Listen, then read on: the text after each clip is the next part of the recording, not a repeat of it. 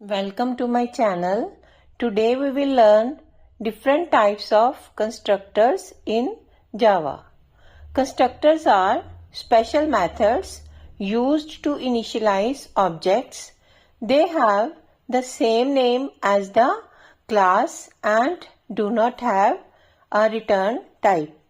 There are several types of constructors, each serving a special purpose in object creation and initialization. First is default constructor.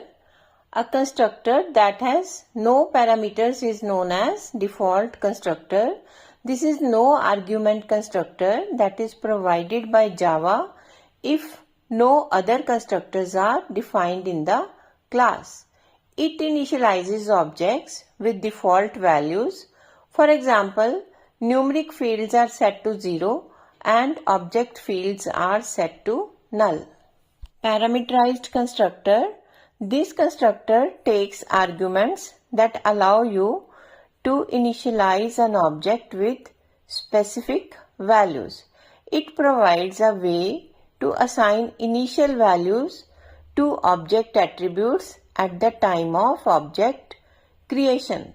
This is especially useful when you want to create objects with different initial states. A copy constructor can be implemented by creating a constructor that takes an object of the same class as a parameter.